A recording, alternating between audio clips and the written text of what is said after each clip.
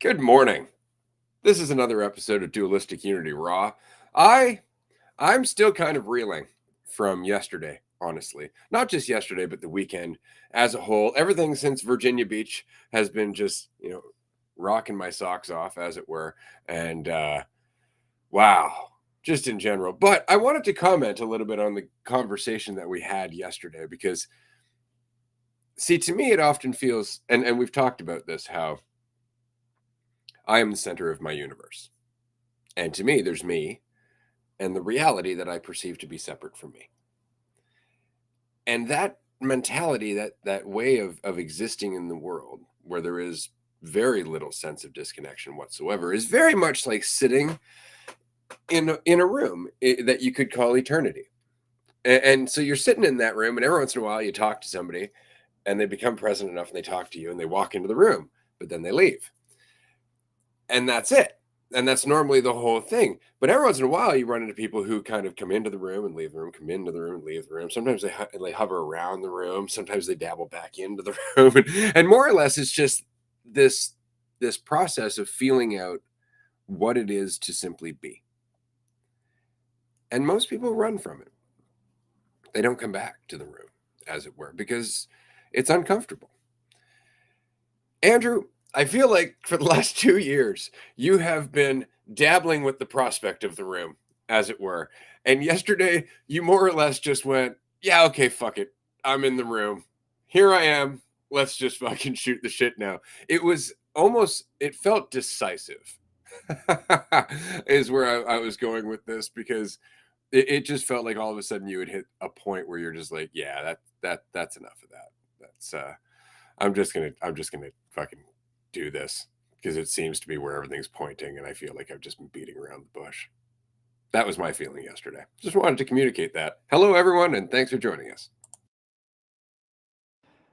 Oh, it's I don't even know how to fucking explain it, dude. Like the difference, like waking up today and going throughout my day and doing things I've typically done, but it's like the internal voice has changed in a lot of ways, and I'm sure it's gonna be, you know, back around. Sure, don't know shit, but you know, absolutely comes and goes, but it's like when it's there, it's different. Like it's not to say it's not still there, but it isn't as heavy and constant and like a consistent sort of flood that I feel like I've had for the last, I don't know, month or two in a lot of ways where it was just constant measurement, constant assumption, constant like I'm not doing anything right or correctly. Like I can't. It's like it was getting almost impossible because I don't know if it was like I was trying so hard to, or I was, holding on to this way of thinking about myself that was creating this bar. And it's almost, I'm not going to lie, it makes me kind of nauseous to think about that, like realizing how consistent of a thought process about seeing myself in a certain way was, and how, with the social media stuff, like how much there was like at least a subtle little bit of that to kind of buoy me to feel better about myself as I am, but the whole fucking time making this unattainable, unachievable bar, and like that I should be more like, because I was seeing myself as more, or like conceptually trying to hold on to an idea that I was more. And so then but I couldn't meet that unless I was thinking. And like, it's like I feel like I'm back on the ground almost, in a sense where I don't have so many expectations of myself. Like coming into episodes like this, like you reminded me that we have a guest later today, and I was like, oh shoot, we do. And I read through the email you sent me, I'll be and honest, I only remembered this morning. Oh, sorry. Okay. And then because I went back to the emails and like we did confirm it was like February 12th. Good with that. Good with that. Okay. Yeah. Sounds good. And yeah, I usually make notes of it somewhere and didn't, but there wasn't like typically, I don't know, previously I'd have like a pang of like, oh shit, I kind of thought we were just like doing our own thing today. Now I got this and that. And it wasn't really there so much. It was kind of like, oh, it's gonna go how it's gonna go. Like I'm gonna show up as I am. I'm just gonna show up as I am. And I feel like I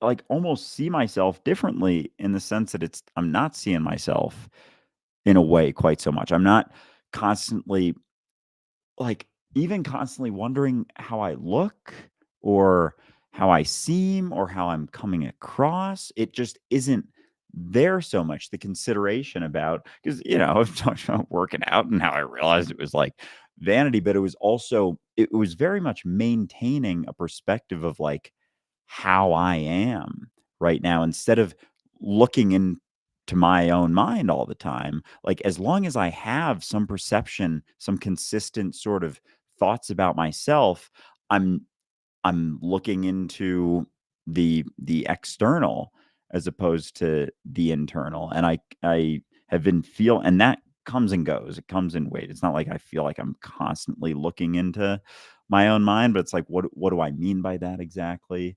And there is can be a stark feeling of difference where I'm like I am just talking to myself like right now. But as long as I was holding on to like all this shit about some fucking character, you can't like you don't see that. There is a way to there's like thoughts about a way to be there is a right and a wrong as soon as there's some maintenance of how I am, how I'm doing relative to someone or something else. And oh gosh. Yeah, like when and I'm not thinking about it so much, but like remembering how I fucking thought about myself, like is is gross. It's fucking disgusting, dude. But like I get it that a lot of people are thinking in some way, shape, or form and using, I guess, yeah, I guess it's not just, I'm not the only one doing that shit, but and yet Nor have you stopped. fair. Uh, It's so fun because you can go through this process, right? But never ever convince yourself that there's an end to it, right? The trick is you can almost hear it in your tone as you get to the end. I was talking to you about this yesterday that it's this weird kind of mix between like enthusiasm and melancholy. It's really weird, and it's just because we kind of it's like all of a sudden we're going through the process of recognizing like, oh wow, I was really involved in a lot of shit that didn't. Oh wow, oh, and it's all just going through, and then at the end of it, we're like, well, I got to do something about that. And immediately it takes hold again because now we're on another fucking journey. Now we're thinking about ourselves getting somewhere, perfecting it instead of being in the process of it, which we were up until that point. Up until the point where we're like, I need to do something. Why did we do that? To stop the flow, to stop the recognitions, because that shit's intense. It's like being stripped down to your bones. It really is. Because if you just sit through it, it's just ripping you apart. That's what the flow is doing, is ripping apart all of that false certainty, all of that armor that you've been holding on to. And that's why we're like, I need to do something. I need to take action. I need to change people. I need to be out there convincing people. I need to talk about this shit more. I need to do something. I need to do something, because the alternative is that I get wiped away into the flow. And that's where we get uncomfortable. That's where things start to get intense. But that's also where we're at our best. That's where we're intelligence embodied, because intelligence is a flow. It is not a bookshelf, which is often what we think, isn't it? We think of intelligence or knowledge and we think of a shelf full of books. But that's all dead knowledge. Those are all concepts of past minds, of past discussions, of past perceptions. That's not knowledge. That's not intelligence. Those are concepts. Knowledge is something that is something we experience. It's not something that we can put into a book. It is something that we can experience and through clarity, perhaps glean from that book later. But it starts and ends with us. Intelligence starts and ends with us, and it is a flow until we run from it. And why do we run from it? Because intelligence or awareness inevitably leads us towards being less selfish. And that just doesn't feel satisfying. And so we panic because we've always focused on satisfaction. And like, and instead of being in that flow or being that flow and trusting yourself just moment to moment, not with a direction or a reason or even like a purpose outside of I don't know, like being the flow or not holding on to quite so many ideas or things. Like so much of the world is trying to come up with a thing to do to avoid that. Like I gotta I I have to do something. I have to do something. I must need it, of course, because I must otherwise be protected.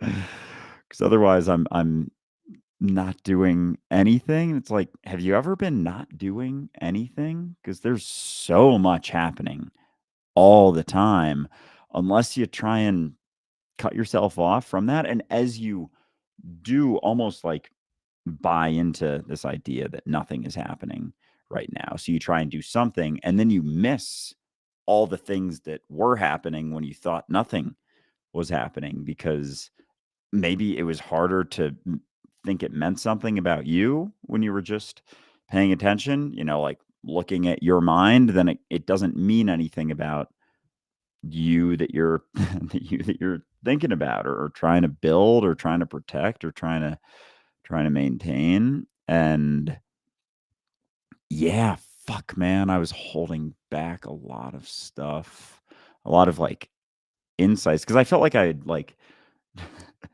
insights had dried out because I was didn't want to see certain things. And I say that like disregard that.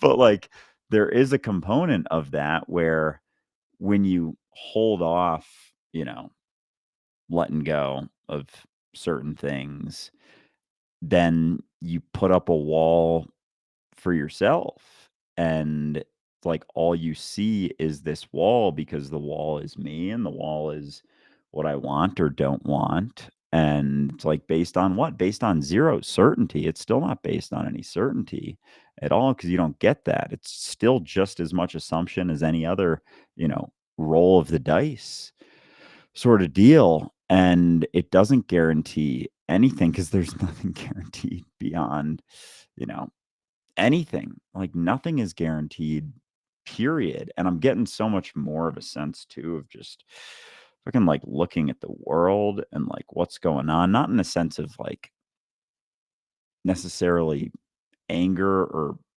depression, but just like taking a good look. It's like a lot of fucked up shits going on. Like, holy fuck. Holy fucking shit. And, you know, growing up how I did, it's like it's not even a consideration. It's not even like, why would I look at that? That makes me uncomfortable to look at. And I do everything to be more comfortable. Like, and that's kind of the end. It's like, that doesn't make me comfortable. Why would I do that? Like, why would this movie that questions the things that I prioritize, why would I watch that? It makes me uncomfortable. So I'm just not going to. Whereas this one makes me more comfortable. And it's crazy how much of a fucking barometer that is. And missing out on so much of life, like I was saying yesterday, like being super comfortable isn't fun. It's not like exciting, it's just it's just waiting to fucking die in a lot of ways. It's like once you feel like you're in a comfortable spot and then you're trying to defend it and maintain it. And yeah, it cuts down so much on the fullness that life could be. Well, that's why you end up with quote unquote thrill seekers, right? And that's not just on the comfortable end. That's also just on the extreme end of thinking about yourself, where you're just like, I need to do this thing that takes me to the very, very edge in order to feel like I'm here. Right. And that's unfortunately a byproduct, right? That's why all of a sudden, after years of comfort, you find yourself skydiving. It's like, and then don't get me wrong, I'm not judging skydiving. I'm just judging the need to skydive because I can more than anything else. Um, I think it's really important to recognize that all of this goes in stages, and those stages are all they're all comfortable, and that's why it's difficult to let them go to some degree. You know, like I had somebody write to me the other day. They've been listening to the podcast for the last like the first season. They're on season 2 now, and they were wondering what I meant by, we're all one awareness. And I made a video on TikTok and I re-released it, and they went, okay, this is really interesting. So are you saying that, I am my own universe and you're your own universe? And I'm like, not quite. And so I tried to express, the all of everything we're talking about here. And they're like, I don't quite get that. I can't understand that. And so I said, well, it's always difficult to see based on how much you're holding on to your idea of yourself. As long as you have an idea of yourself, it's very, very difficult to see what remains without that idea of yourself, without that division that you've put in place. To which she communicated, okay, that's tricky because I lost my daughter like a year and a half ago. And I've always identified, I strongly identify as a mother, and I strongly identify with that relationship with my daughter. And I tried to communicate that that relationship won't disappear as you abandon your identity as only her mother.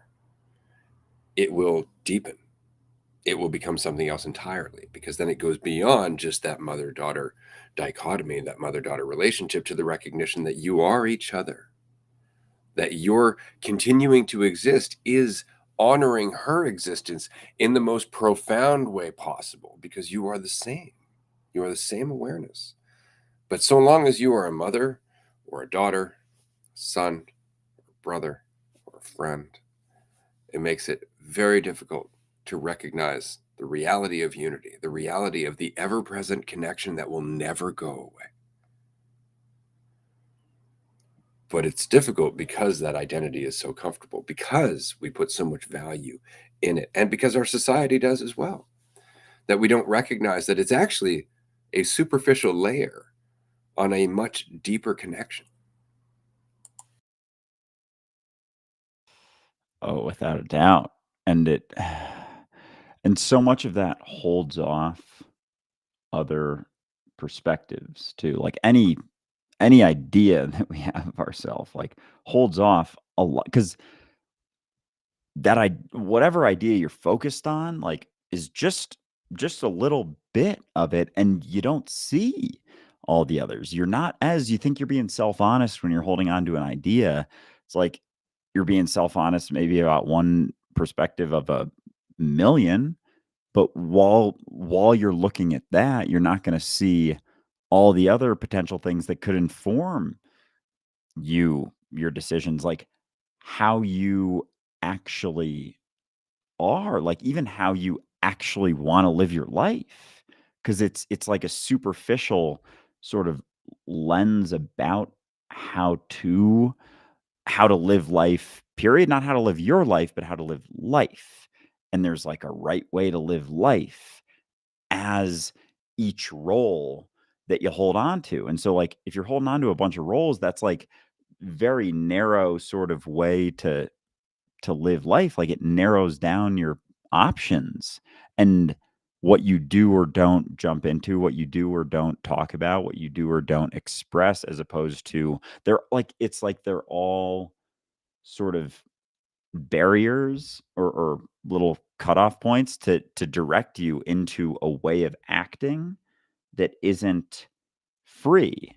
And each and everything that you're holding on to about how you're thinking about yourself limits it, limits it, limits it, limits it, limits it until you don't even think you feel like maybe this is how I felt. Like it's been limited so much that I couldn't do anything correctly. Like there were so many considerations that came with each and every way that I've been thinking about myself. And again, to your point earlier, I'm not saying it's like I've achieved some fucking bullshit sort of point and blah blah blah, but I have felt a pretty sizable shift in the last couple days, and like a new sort of like every all of a sudden a lot of shit opened up, and like a lot of uncomfortable stuff, a lot of ways that were making my fucking life uncomfortable because I was my own worst enemy all the time. And so what I was saying is like so many different roles and things that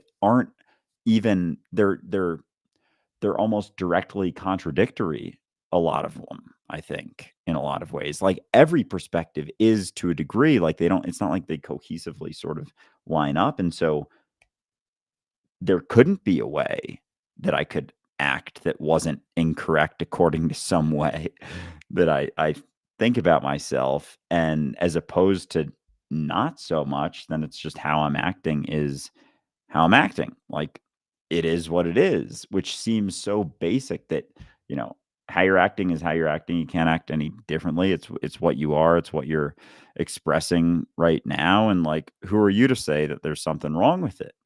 But if you have some fucking thing that you're trying to be or portray or hold on to or maintain, then you can't just you can't just like even accept yourself in a sense, like as you are moment to moment and be cool with it. Like there's always going to be some friction to what you do relative to how you think about yourself. And I'm really enjoying this because I feel like this is one of the first times I've talked about this from like actually feeling it instead of fucking like like talking about it cerebrally. Like fuck dude, I think like oh it's It's nice just the to depth that changes. I know yeah And even now, you're going to come back to a point where you're like, oh my God, oh, I'm seeing it so much clearer. This is going to happen again. This is going to keep happening. And what's nice is that that's kind of the point of the experience, right? It's a nice experience to feel like, holy fuck, I've made progress, right? Despite the fact that the you that's made progress is actually the thing you're trying to progress through, or at least you think you are. At least you think you are until you accept it. And there's that wonderful circle that goes round and round. It's interesting because we think dualistically, because we experience things in terms of polarity, it's so easy to want to gravitate towards one side or the other. And so we have, myths and figures that we try to aspire to. The ideal, typically Jesus, right? Like, if I'm not Jesus, I am not the most loving, compassionate, unifying human being that ever has been, right? Meanwhile, the devil is the devil, right? You don't want to be the devil, and if you are the devil, you judge yourself for being the devil, and you identify with that side of the spectrum, and you walk around being a cantankerous asshole just because you can't see anything but your own judgment. But the point is, you're always picking one side or the other. You're always trying to be Jesus, or you're resisting the idea that you're Jesus, right? Or you're just holding on to one idea, which is always on one side of the pole or the other. And neither of them are the case. You are both. You are heaven and hell. You are Jesus and the devil. You have the whole spectrum within you in each and every moment. And it's in recognizing that nothing you think about is ever going to be the reality of you that you actually start to be yourself. Right? But it's the recognition that it will never be you. It will never be you. And all you're left with is the infinite field of possibilities that you see from moment to moment to moment. And again, you may say, well, they don't feel infinite. Well, how much are you thinking about yourself? How much of that is the result of tunnel vision?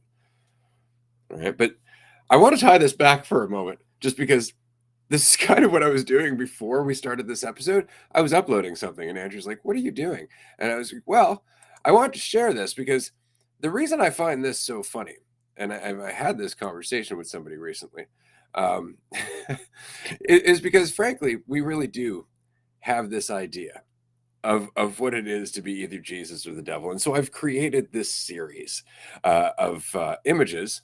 I wonder if there's any way I can enlarge that. I don't know if there is. Does that do it? No, it doesn't do it. All right, that's about the best I can do.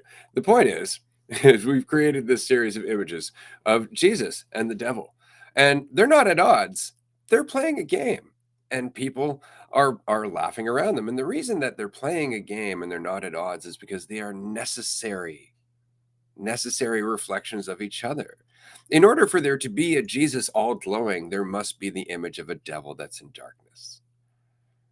They create one another, but they are just perceptions of the same thing. And when they work together, you have an entirely different relationship. So here we have Jesus playing Connect Four with the devil. Now we have Jesus playing basketball. Now, admittedly, this one was inspired by a picture that I recently bought for my kitchen.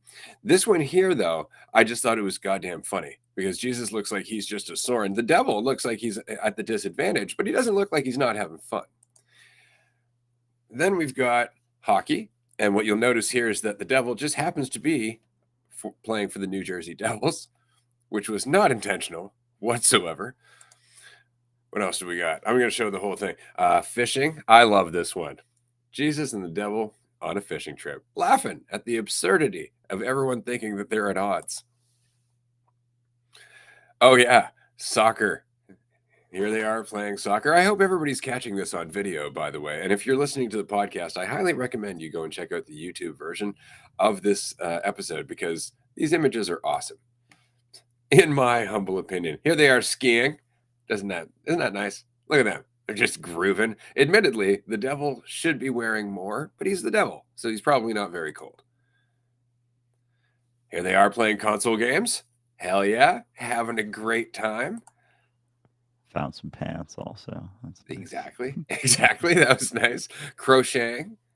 Because again, like what you think they're at odds all the time. You think it's this ongoing war. After a millennia, they haven't figured shit out, learned how to make the most of their time here.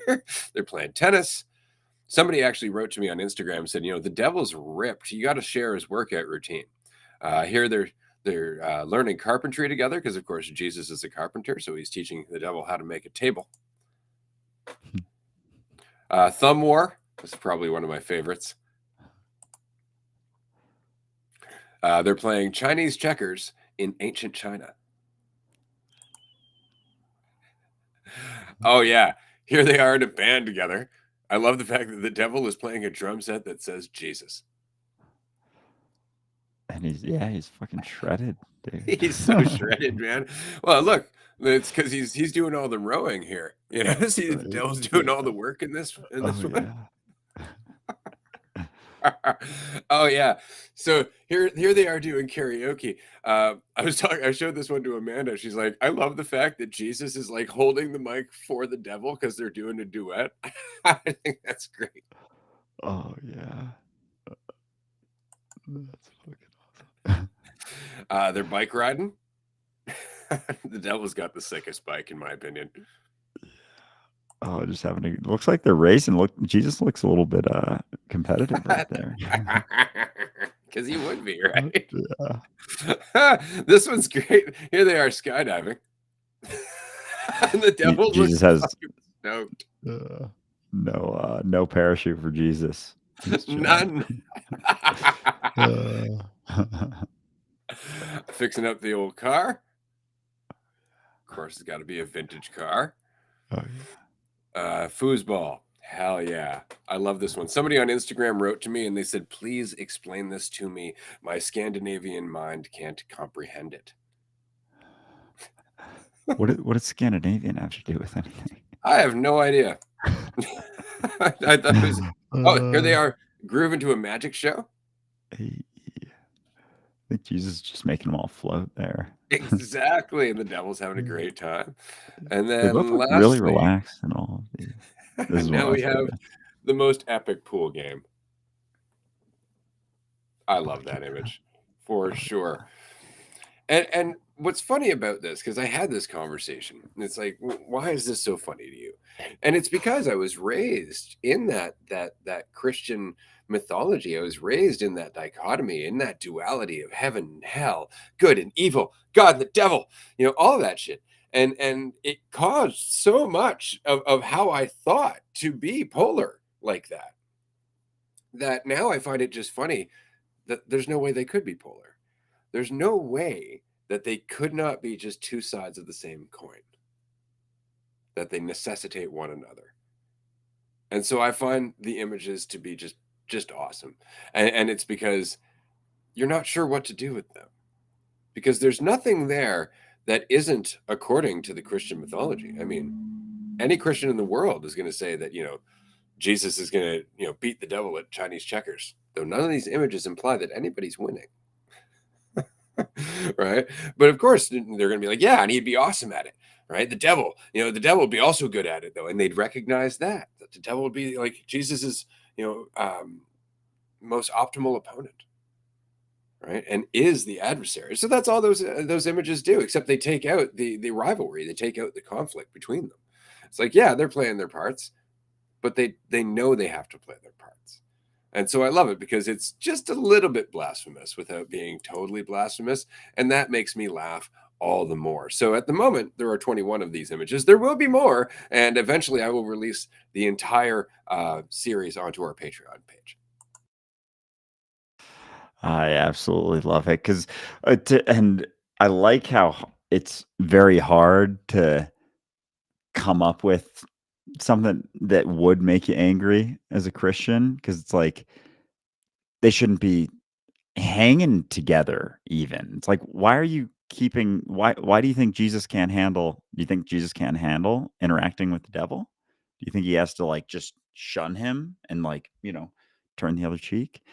Because it's really difficult, because they would probably prefer if it was just Jesus, like, stabbing the devil in the heart, but then is As Jesus Jesus was known to do. Yeah, right? It's like, wait, so you're saying the devil should be killed? Because if not, then it's just an interaction, then it's a conversation. But that makes it really hard to keep myself from interacting with everyone or not judging anyone. If Jesus is chilling with the extreme end of the spectrum, it's like, are any humans worse than the devil? Probably not in most Christians' minds. So everything's going to be within that spectrum. So if Jesus is going as far as to chill with and interact, then, why can't you interact with someone who is, you know, not even close to where your idea of the devil is? Because, and yeah, and they're just playing, they're just interacting, there's smiling even. And it's funny because, like, the devil is ripped and Jesus is just, like, in robes kinda chilling, but they both look relaxed, but it's like, I don't know, maybe the devil has, like, still holds on to some things about himself, which creates a little bit more suffering for him, so he's just a little wider on the spectrum, whereas Jesus is just kinda like, chilling, doing stuff, and that's really yeah, just hanging out, and that's, like, one of the biggest sort of differences between, but, like, that's it. It's not like the devil is a killer, angry, like, demon thing. It's just like, yeah, he just holds on to a few more assumptions about himself, just tries to counteract. He's a little more insecure, so he's trying to find, some things to counteract that. He likes to, stay shredded and kinda just, like, subtle things he's holding on to a little bit, and that's the devil. Like, that's the adversary, the thought about me that cuts me off from seeing myself in everyone, the role that I think I'm playing, my spot in reality, I'm following my purpose. This is my purpose, constantly cutting myself off from what's actually happening, from being able to have any genuine connection with anyone. And so you almost have to let go of not only the roles, but the sense of you doing stuff, like, and it's like you're doing stuff, but without as many assumptions about it meaning something about you. I guess it's like, it's not doing stuff. It's just things meaning anything about you one way or the other so much. But, like, it's just fascinating how much as you're holding on to maybe certain perspectives or certain roles. It's like you're holding on to all of it, sort of, and it comes and goes, but being, more in reality, like maybe you still have some roles that you're holding on to or sense of it, but like if you're actually in reality, you don't so much moment to moment, but there's, I don't know, like more underlying stuff sometimes that maybe doesn't even seem like it's at the forefront. I don't really know even what I'm saying anymore, but I do. And I okay. love how things tie together, because this was something that somebody had said on one of your videos the other day. And they're like, well, everybody only has one perspective. You only have one perspective, and you got to respect that everybody else has their own perspective. And I wrote back, I'm like, there are infinite perspectives all the time. And he's like, yeah, well, you can only have one at a time. And I don't agree with that, because I think perspective isn't necessarily as simplistic as that. And what I mean is that, so let's say that right now you have a certain perspective of yourself. That perspective of yourself necessitates a perspective of everything else. So you have two perspectives happening at any given time: who you are and who everything and what everything else is of necessity. And we can hold on to any of those perceptions. In fact, that's what we often do. The alternative is to recognize none of them are truth, which means to never hold on to any one of them, or two of them, however you'd like to think about it, to never hold on to perspective as a whole, to never settle on any one idea of yourself or reality, because none of them are the truth. Because any perspective necessitates the individual separate from reality.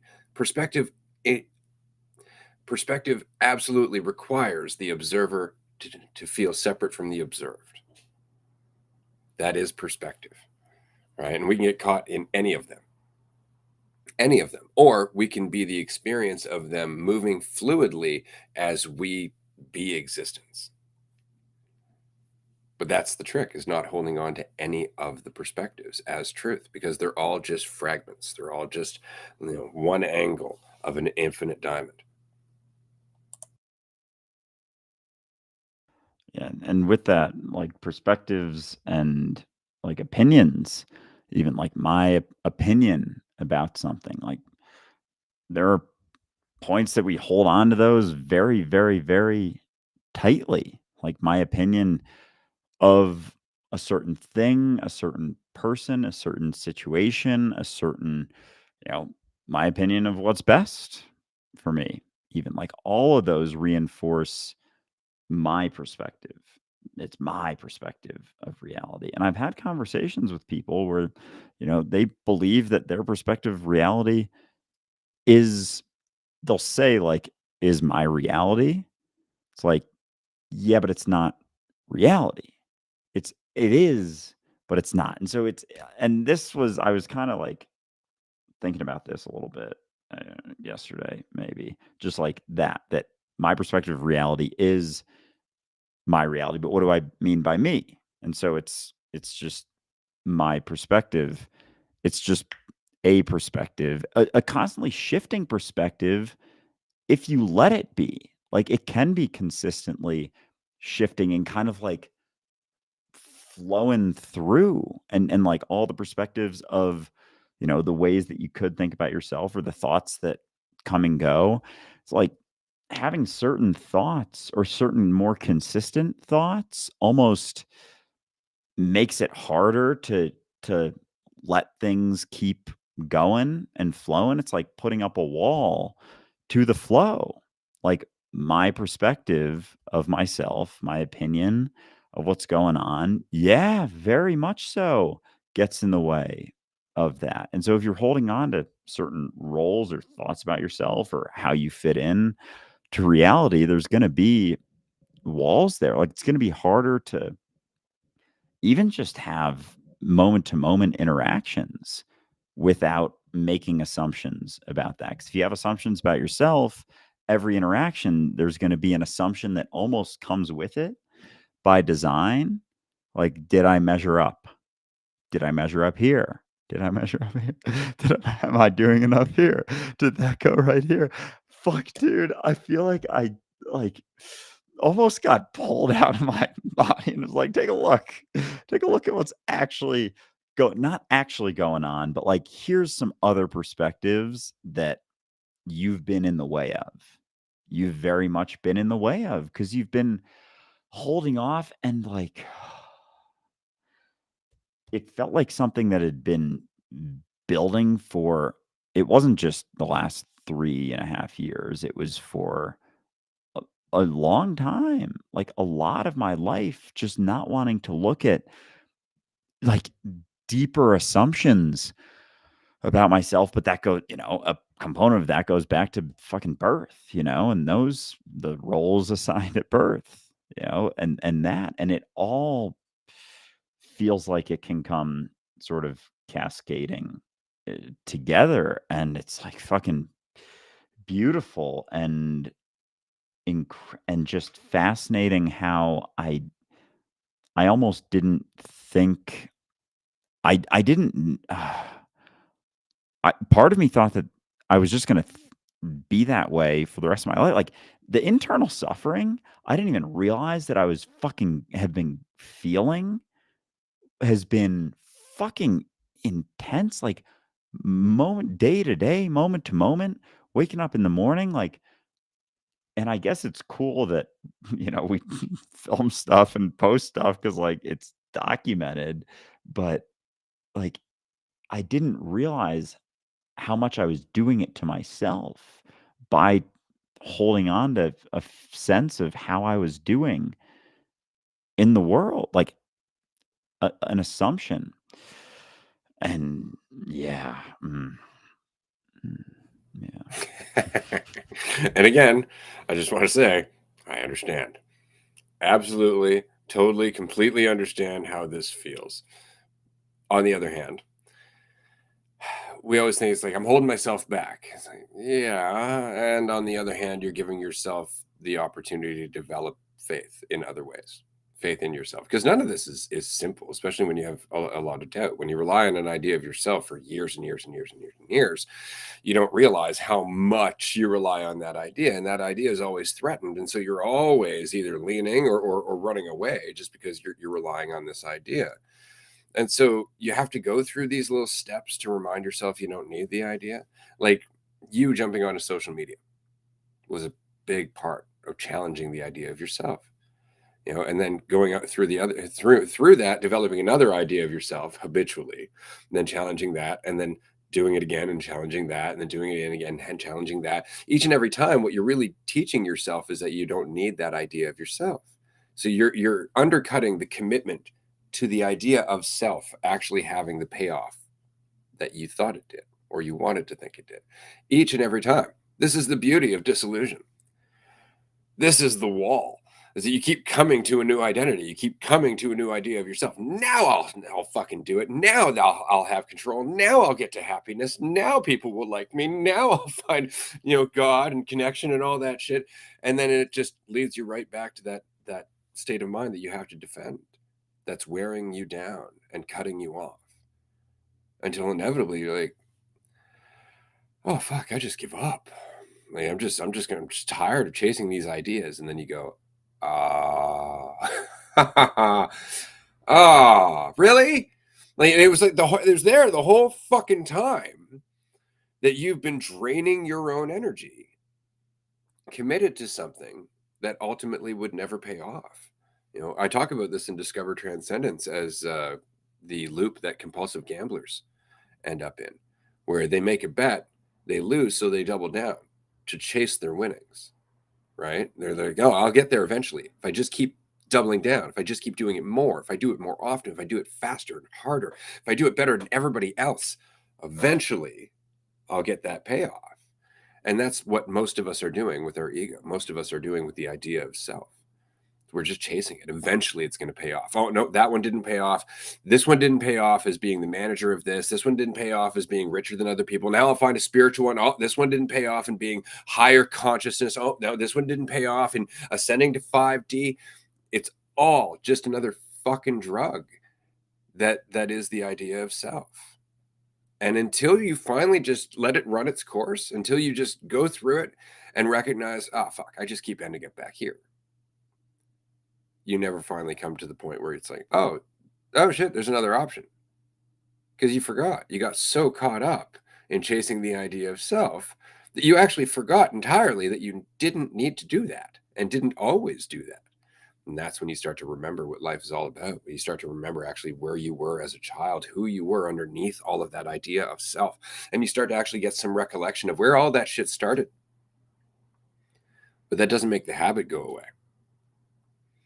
Right? It just makes you more aware of it, which gives you more of an opportunity to give yourself a little bit of space before you let it take you away, before you react to it, before you act like it's real. And in that space, you find yourself here in this conversation, going back through the process and going, oh, wow, I feel like I'm just seeing it again. Yeah, those are some great points. It really is like giving yourself space in moments where you it's like you can be in it and like it being you, and then if there's a willingness to even just look at the reality or look at reality. Like a few days ago, Virginia Beach retreat, some fun stuff went down, and afterwards, like, seeing reality for what it is, as me, not without so many ideas of what's going on, without so many ideas of myself. It's like it's like ground level in all of the ways, like in every different way. And so there isn't, and it was like I needed that shaking, that fucking shake to be like, no, this is reality. It's not your assumptions. It's not what where you think you lie. It's like, if you're just interacting with yourself, you can't have ideas of where you fit in things, like where you fall from the macro to the micro, from like overarching sort of potential perceptions to moment potential perceptions, but they go hand in hand. The overarching ones go hand in hand with the moment to moment ones. And so as you're right, fucking hold on to some fucking overarching one, it's gonna fuck with you moment to moment. It's gonna fuck every moment.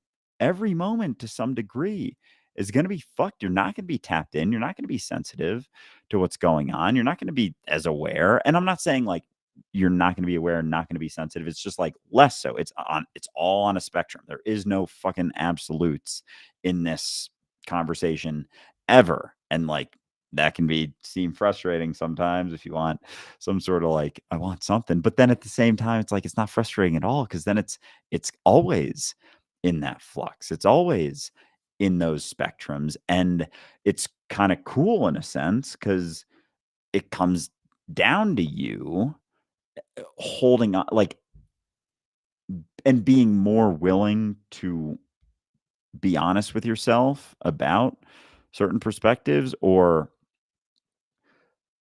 be willing to let go of certain perceptions, because you realize that, oh shit, when you start to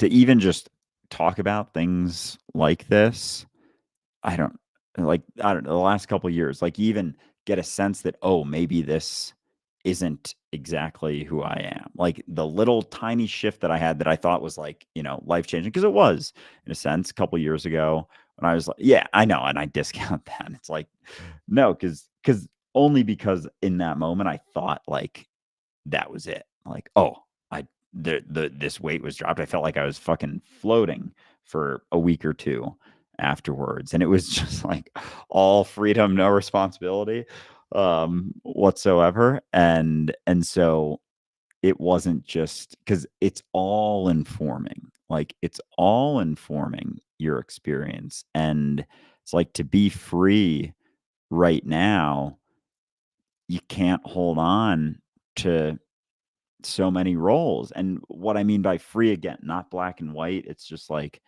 a little freer And I know I'm like fucking questioning myself as I go, and that's just old habits die hard, but it's healthy in a sense. But oh man, dude, I had something else that I was thinking while you were talking, but maybe it'll come back. But It is man, healthy. It's healthy yeah. and funny and unnecessary ultimately, but that's why it's both healthy and funny. Because it's just like you can take any word or any sentence that you spit out, and it's not going to be exactly what you mean. And once you realize that, then you start going, well, there's got to be a better word. No, none of them are ever going to be exactly what you mean. Which is why we have time, right, to have a conversation from every angle conceivable. And that's what humanity is, a conversation from every angle conceivable throughout history. It's kind of cool, at the end of the day. But it's really easy to get caught up in going, oh, I'm not using the right words. And it's not about the words. It's not about the words. It's about that look on your face right now. That look that has an honest authenticity in terms of, I'm not putting myself on a pedestal. We're just fucking here together. And that's it. That's the point. Like anybody who's ever talked to me in person at a retreat knows I very much have that look on my face when they're going through shit. It's like, yeah, I get it. I get it. This is it. But that doesn't come from a place of being a teacher. That comes from the ground. That comes from being on the same level with everyone all the time. And that can only happen when you let go of the fiction that allows you to put yourself in a spectrum of value. That's the whole point. The only reason you can feel above people is because of that fiction. Once the fiction's gone, it is obvious that we are all in this together as one. And that becomes more and more obvious in terms of it just being you. As you let go of the idea of yourself, because if you're not your idea, you are what remains. And what remains is what is. And you'll notice the only time that you can feel separate from anyone else is as soon as you think of you, which is the fiction. And a part of me, I think, has thought like there's a so like the balance between holding on to some idea of you and how you're doing versus not. Like part of me always thought there was some necessity to it, but it's like it comes and goes for sure moment to moment. And this is the part that I think I discounted for a long fucking time was the application and like that it's not about the conversation at all. You can fucking be heavenly minded and no earthly good, chilling in your fucking in a chair in your room, doing, shirtless dude that we've talked about. Like that was me in a lot of ways. That's been me in a lot of ways, like way more than I want to admit because it makes me uncomfortable to admit. But yeah, at least I can laugh about it now.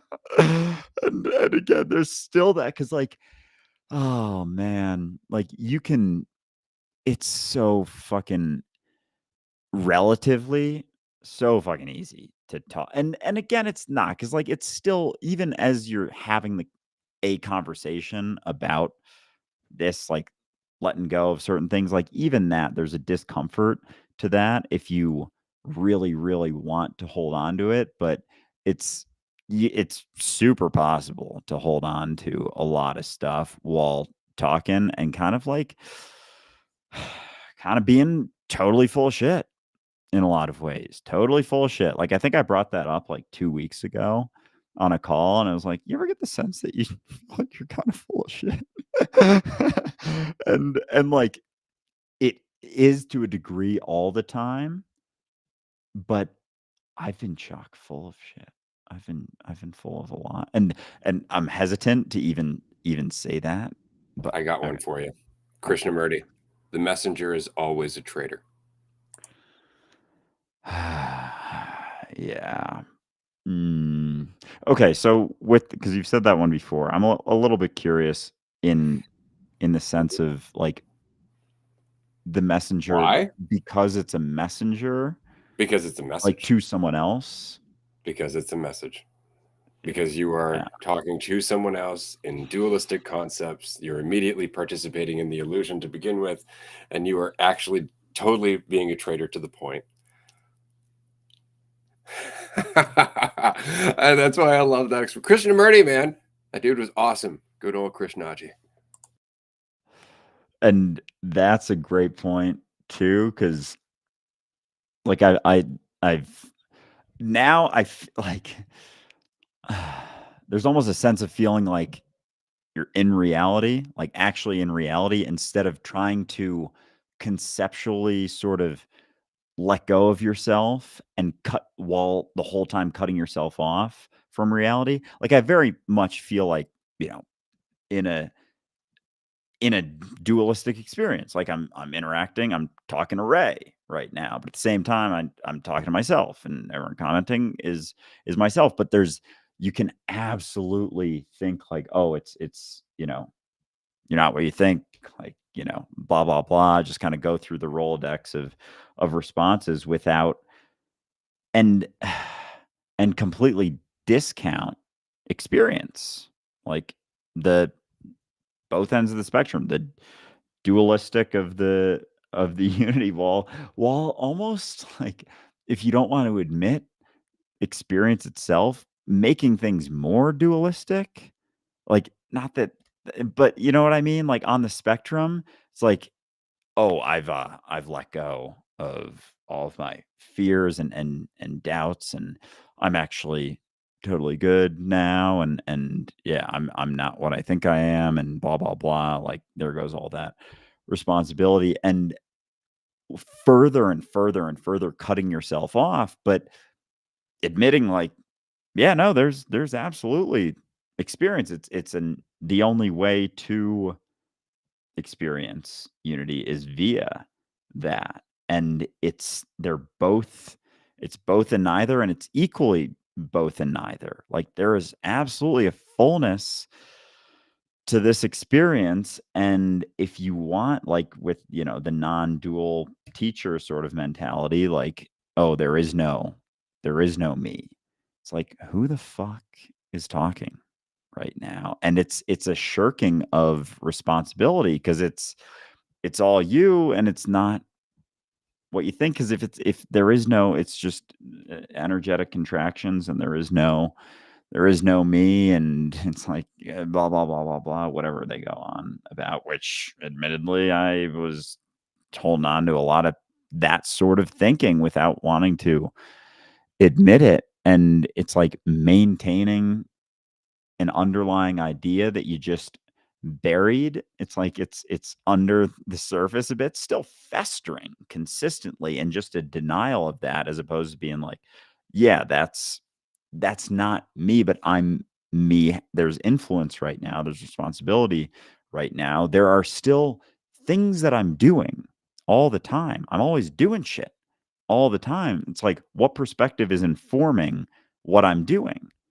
And what I'm doing moment to moment impacts how I think about myself. How self-involved are my actions versus how selfless are my actions? Because that's going to reinforce a lot of, you know, how you're thinking, where those sort of thoughts go. And they all go hand in hand. It all goes hand in hand. There is no disconnection in that sense whatsoever. So, you can you can run, but you can't hide from yourself. And oh, that was the thing I was thinking of before, just the symbolism of getting into running. And that's kind of funny to me now. Which it's funny too, because I almost knew it all along. And like, I just wanted to do something that, like, again, to kind of hold myself off in a sense, because there was no sense of, running the marathon. No, like, no sense of like, oh, I feel great about myself. Like, it wasn't there, and I knew it wasn't going to be there. And so that's why I did just like enjoy the experience, because I knew it wasn't going to be like, I've accomplished a marathon. I did it. It means I'm a marathoner now. That is me now. Like, there almost was zero thoughts one way or the other of like a sense of accomplishment. It was just like, that was a fun way to spend 4 hours. But so there wasn't a letdown necessarily, but I kind of knew all along, like, the symbolism of just like starting to run, like literally and figuratively, from myself. man, I just fucking love the journey. I gotta tell you, like, it's just entertaining to me because again, like, we make it so hard. We think it's so hard, but it really is just continuing to go down a path where you're just being yourself, but it's the recognition that that's not what you think you are.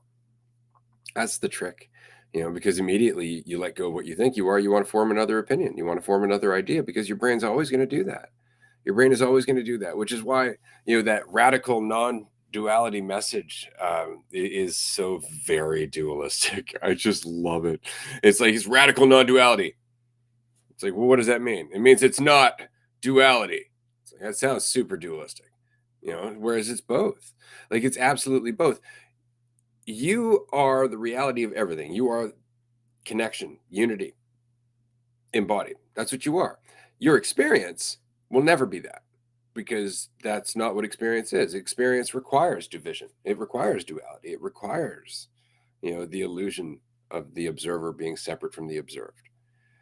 And so you have to live in both worlds. You have to understand that the experience is not the reality, but the experience is your experience of reality. It's your ticket to ride. Duality is a gift. Division is a gift. It's just that we get lost in it. So lost in it that we perpetuate it and make it worse.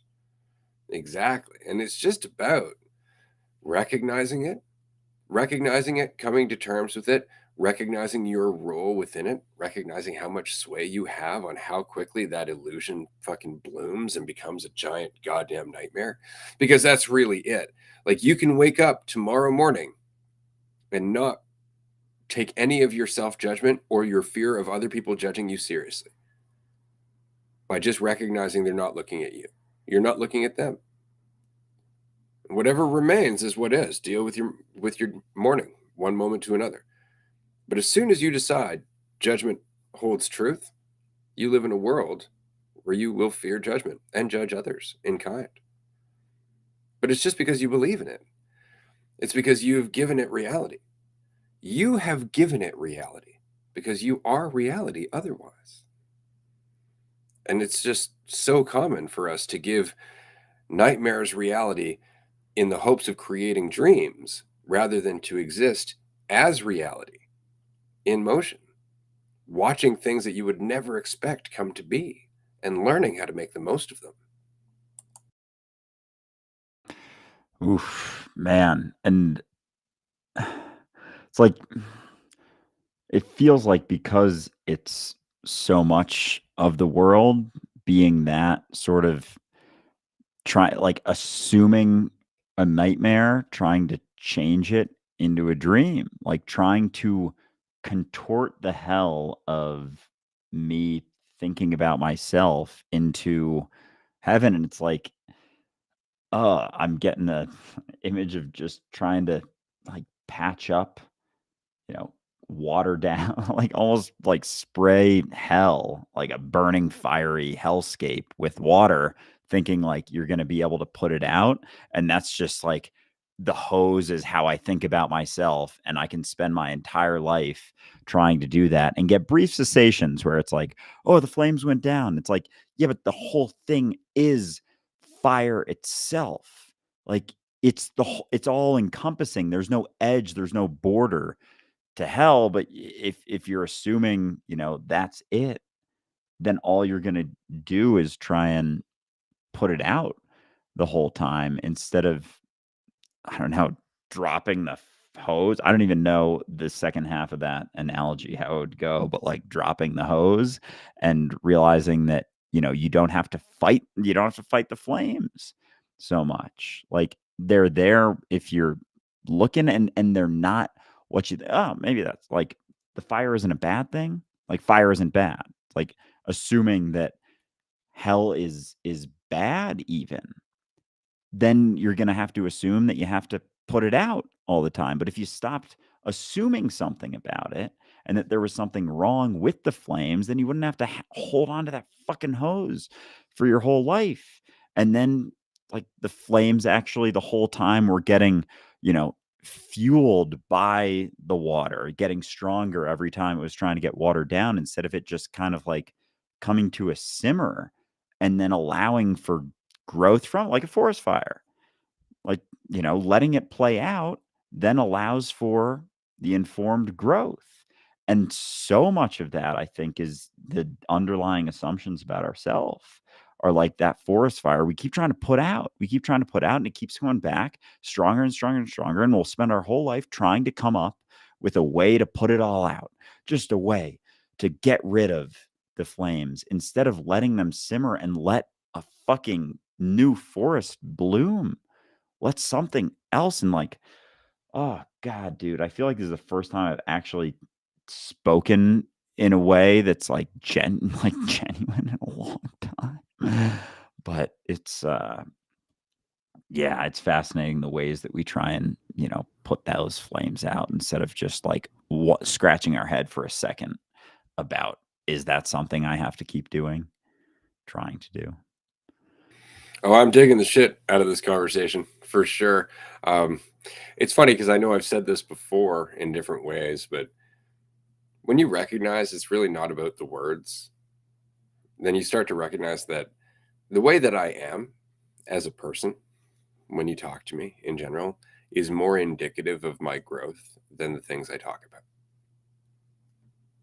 You know, the way that I'm goofy around people, or that I will listen to them, or that I will keep eye contact, things like that. Like, just the way that I am as a person is the work, far more than what I say, far more than the fun cerebral conversations and all that other mind-blowing shit, because that's the product of all the work, is the way I am, is the ease that I have throughout most of my life now. And if there's anything that is, I guess, the message, it's that, because it's not something I can tell to anyone else. It's just something that I am. It's a conversation with myself, a conversation that I've stopped having, and I'm just enjoying the experience of being me.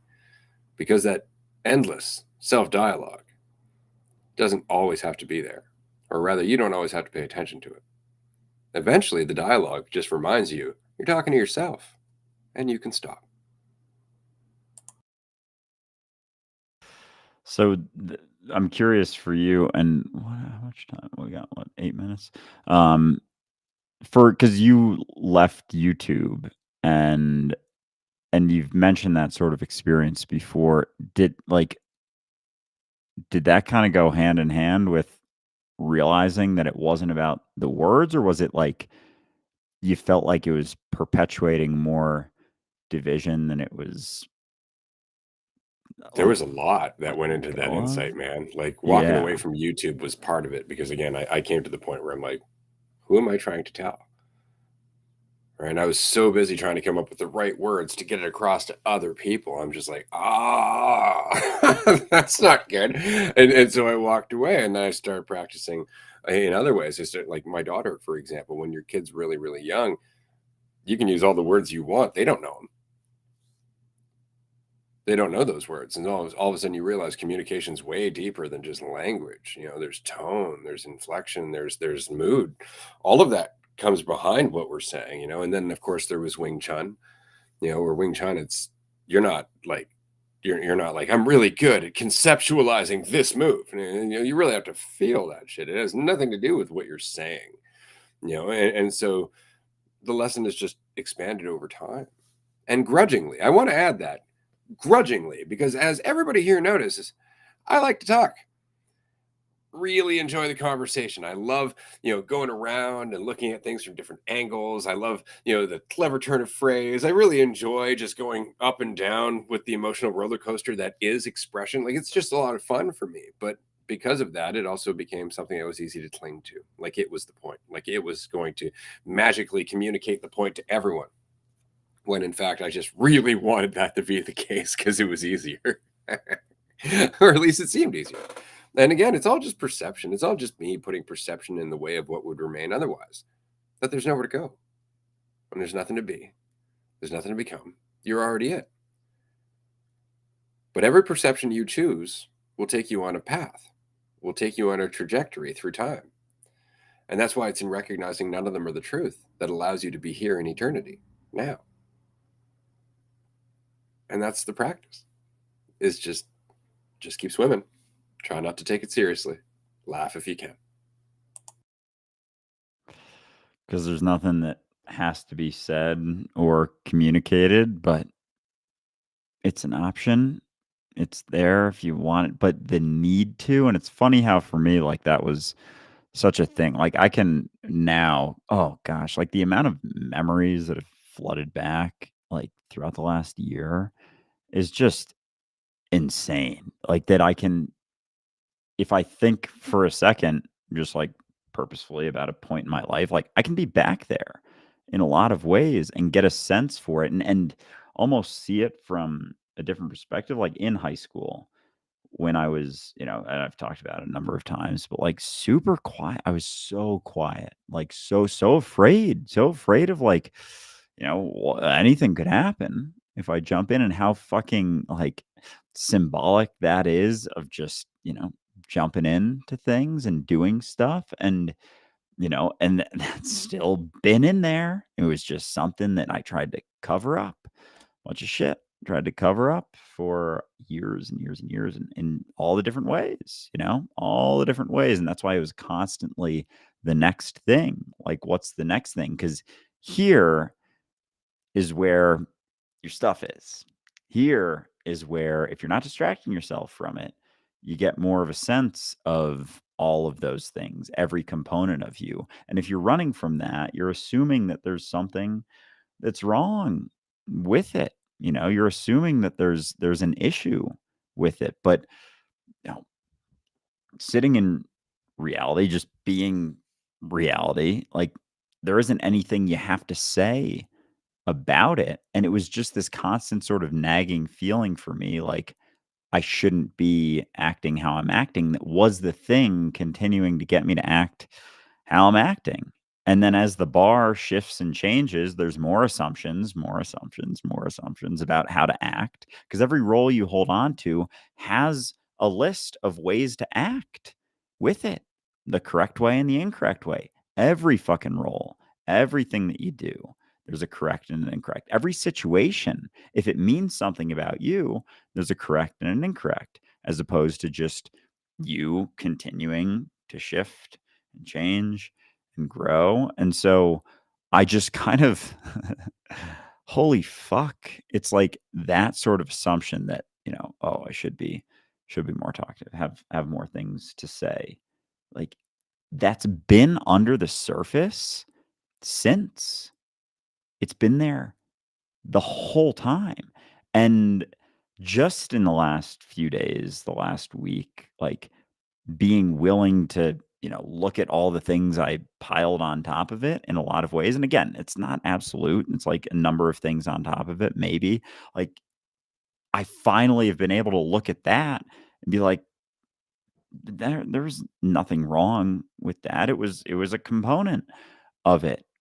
But looking at it for what it was, that it wasn't that I was quiet, it was that I was afraid. It was that I was scared. It was that I was afraid of the uncertainty.